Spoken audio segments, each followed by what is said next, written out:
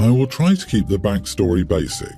My brother was married to a woman called Kathy. They were both people with an addiction who entered recovery when they had a son, Freddie. When Freddie was 5, my brother passed away. Kathy relapsed. My husband and I got custody of Freddie when he was 6 and later adopted him. He's now a tween. We've tried to keep a relationship between Freddie and his maternal grandparents, Pam and Joe. Freddie goes to see them once a month to spend the day and sometimes overnight with them. Pam and Joe have brought up that Kathy has been clean for over a year and they'd like to reintroduce her to Freddie's life. We've said no to this because Freddie was in therapy and his therapist has shared that he has some extremely negative feelings towards Kathy. We've never shared this with Pam and Joe because it's not their business. We've just said no, the time isn't right. Last weekend we dropped Freddie off, intending he would spend the day there, and we took our daughter to the nearby riding school. After about an hour, we get a call from Freddie saying we need to pick him up because Kathy's there. We rush to the house to find him, Joe and Pam outside arguing. It devolves into chaos, with Joe and Pam trying to convince Freddie to come inside while criticizing me. Then Kathy came outside, and the arguing got worse. Eventually, Freddie started shouting at Kathy, and she started sobbing, and we took that opportunity to leave. Joe and Pam called and texted, but I ignored them for a couple of days while we calmed down. When we called, we told them we would no longer allow Freddie to visit them. They betrayed our trust and his, and the things they said about us and to us were heinous. We said we were done with them for the foreseeable future. They pleaded with us, but we held firm. We've blocked them from Freddie's phone, but we're keeping the line open with us because we want to collect evidence of their harassment just in case. Kathy has reached out begging for contact with Freddie, and we've also ignored that. Family advice is split. Some say we've done the right thing, and some say we should allow supervised contact. Freddie has said he would see them again, but not Kathy, but we don't feel we can guarantee that. We've never gotten along well with Pam and Joe, and I don't know if that's clouding our judgment. I know that this is the only link he has to Kathy's side of the family, but on the other hand, Freddie was in tears for hours and had nightmares after seeing Kathy. Am I the idiot for banning visits with my son's bio-grandparents after they ambushed him with his birth mother? Not the idiot. Pam, Joe and Kathy are huge idiots. Kathy clearly traumatized Freddie. She's going to have to live with that. As much as the mother wants to see her child again, that child's well-being trumps any of her needs. Her choices made her a danger to him. She's going to have to live with the consequences. Pam and Joe have clearly demonstrated that they place their adult, toxic daughter above their grandson. They will also have to deal with the consequences of their choices. As the child of a parent like Kathy, yes, 1 year clean is way too soon, especially just ambushing poor Freddie like that with someone who traumatized him. There was absolutely no regard for Freddie. The situation was all about Kathy and what she wanted and what the grandparents wanted as well. It's just disgusting, selfish behavior that's only given Freddie more problems to work through in therapy. We had a similar situation in our family. A mom completely bailed on her kids, then years later wanted to resume visitation. She was required to attend reunification counselling so there could be a determination as to whether seeing her would be in the kids' best interests. If you ever decide Kathy should be given another chance, I recommend you to go this route. Such requirements may even discourage her and make her go away. This is what happened in our case. Too many hoops to jump through. Meanwhile, the kids were protected emotionally and there was no residual damage. The grandparents should also go through something like that. I would call his school and any other place he goes right now and make sure they know Pam, Joe and Kathy are not to have contact. People like that are plotters. You cannot leave your kid alone with people you can't trust to follow your rules as parents. If you let his mom back into his life and she relapses and leaves again, it will screw him up forever. For now, ignore all outside input from the family and just protect your kid. That's your job as parents. I married my now husband 3 years ago. He has a daughter who's 27 with a preschool-age kid and has now given birth to an infant girl. Her relationship with the father of her children is complicated and he's out of sight right now without getting into more details. She has no income and can't pay rent, so she doesn't have a proper place. Thus, for the last 4 months she's been living with us. Those were the most hectic months of my life, lack of sleep at night and chaos during the day. Lots of control over food because her older child is very picky and couldn't even watch TV properly because, again, the kids want to see cartoons. My stepdaughter didn't try to have the father involved, seek child support, or try to find any solution for herself during the time she's been with us, and I'm tired of all this. She isn't even giving me the potential that she might do something. She decided that this was where she'd live. So I told my husband that he has to get her a place and try to reach the father of her children because this situation isn't working at all. He refused because while he was already the one paying for all her stuff, he didn't want to pay extra rent. In our house, everything is 50-50, and it was like that even when she came, but he paid for extra necessities like children's clothes, diapers, etc. My stepdaughter doesn't want to get out either because she has her free cook and free babysitters in the house. My husband doesn't want to pay extra rent.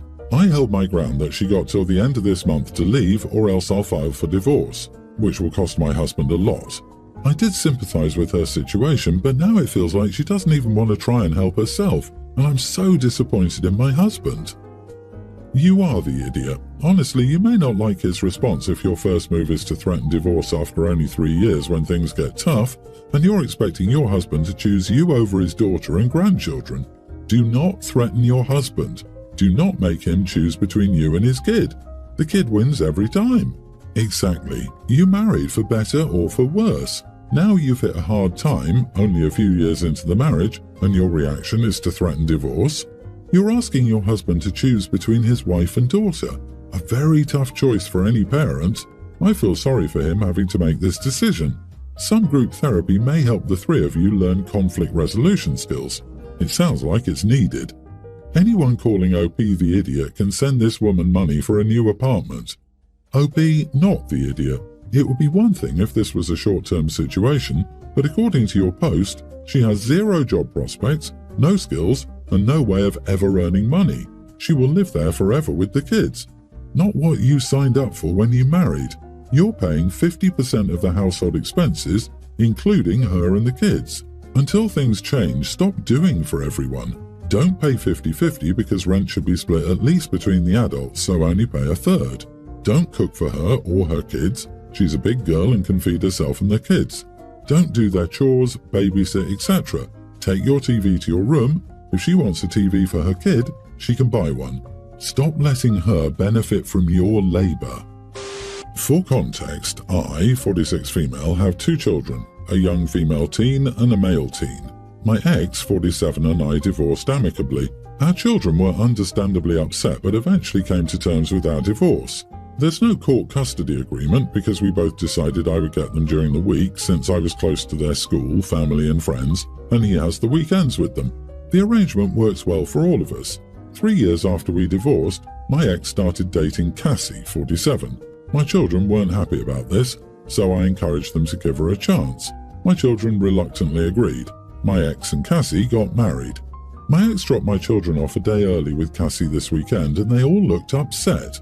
I asked what happened and my daughter started crying and telling me Cassie was not her mom. My son looked angry and started backing his sister up and I looked at my ex, but Cassie said she thinks now that she and my ex are married, it's proper that they now call her mum. She was so matter-of-fact about it. If my children weren't upset, I would have laughed. It was ridiculous. I told Cassie that if they don't want to call her mum, they don't have to, and they can keep calling her Cassie or Cassandra, but they will not be calling her mum unless they want to. She didn't like that. She accused me of being jealous and stopping them from bonding. I told her if anything, you're driving them away. My ex asked me to talk to them and think about it. I told him I would not force them to do something they clearly didn't want to do. Cassie started insulting me, and I told them to leave or I'll be calling the police. They did leave. I got an email from my ex and Cassie saying they're going to take me to court to get full custody. I told them I was ready. I told my cousin about the situation, and she said, "Are you willing to put those kids through a traumatic experience being fought over in court?" She said when she went through it with her ex, her children were traumatized and even as adults they're still in therapy for it. Now I'm doubting and I don't know what to do. Am I the idiot? Not the idiot. Most courts allow children past a certain age to decide who they want to live with if the parent is found to be fit. I'm sure it's a bluff, and it's a bit absurd for your ex and his wife to think it's normal. It will be ironic if your ex does seek custody because you will not force them to call someone else mum. It's basic parenting, teaching your children to think independently. He's a moron if he thinks he's going to get full custody because OP won't force her children to call their stepmonster mom. Tell the ex to bring it on, but he better be ready for the potential outcome that his visitation is reduced by request of the kids. Plus, if he keeps forcing this, He runs the risk of losing his son in 2 years and his daughter in 4. Your cousin is wrong. It would be more traumatic for your kids to see you not fighting for them and letting them live with someone they obviously don't like, and tell your cousin to give that speech to your ex.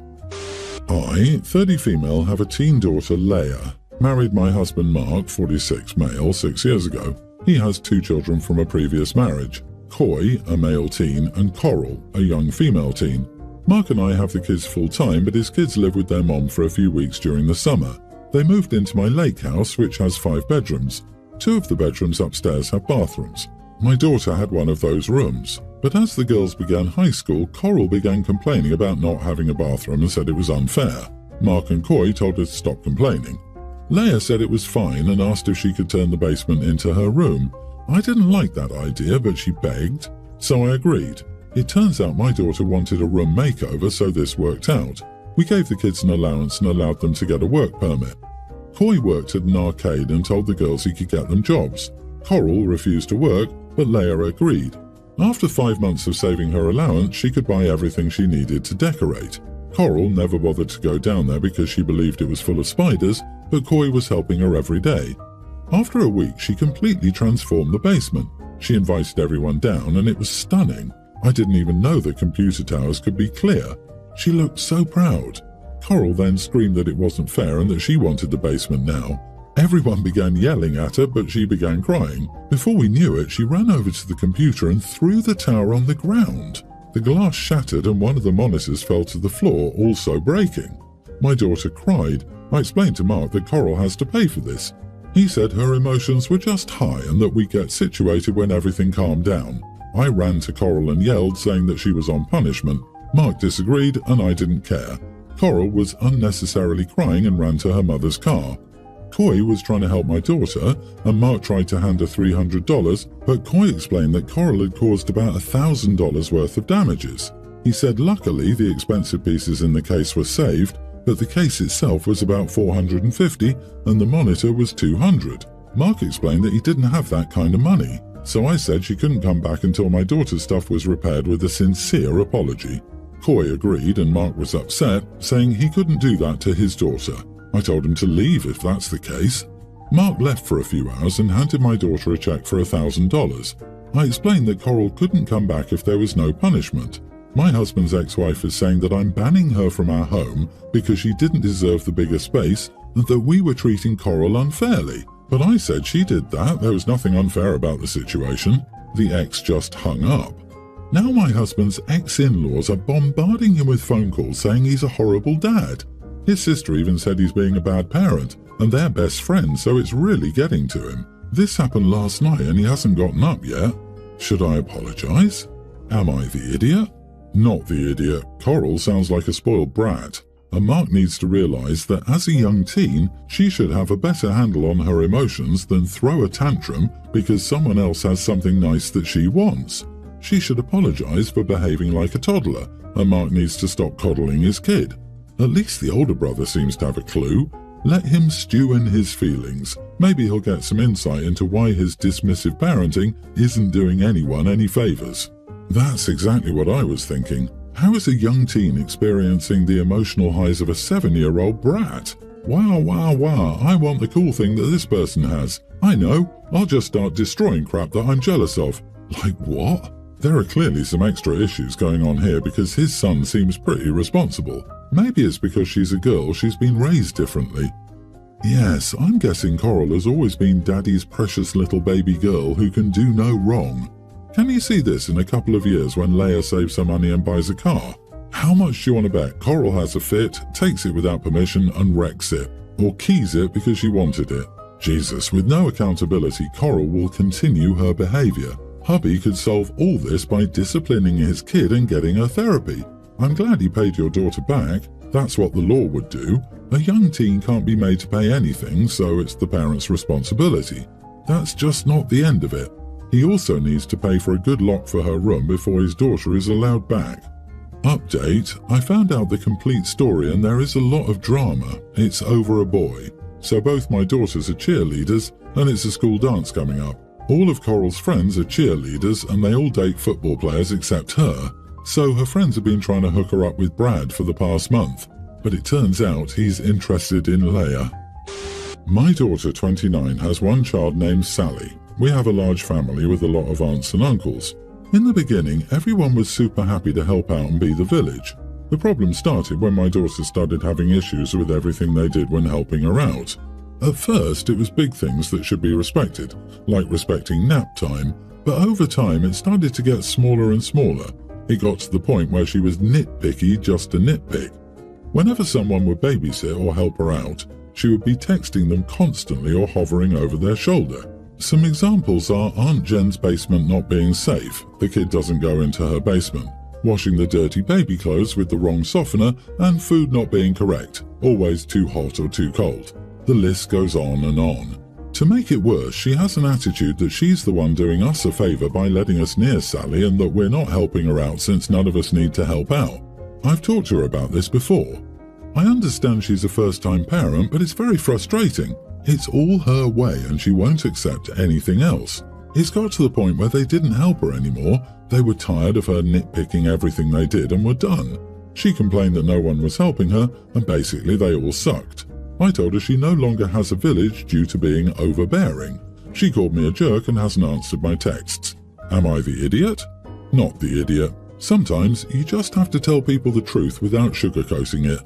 Don't bite the hand that feeds you. Don't be rude to the people that are helping you. Also, don't worry. She'll call you when she can't get anyone else to watch her child. You called her out on her behavior. She should own it. Exactly. She doesn't want a village. She wants staff. The solution to this problem is for your daughter to hire someone paid to follow her instructions exactly. When people favor babysitting, as long as the baby is safe and warm, clean and fed, your daughter has nothing to complain about. Sounds like your daughter has extreme anxiety manifesting as control issues. Have you talked to her about possible PPA or PPD, or general anxiety disorder? You are the idiot. As her mom, I'd be worried about the source of the behavior instead of judging her. It sounds like maybe she's a single parent since the story doesn't mention a partner. Doing it all alone definitely increases the risk of PPA or PPD.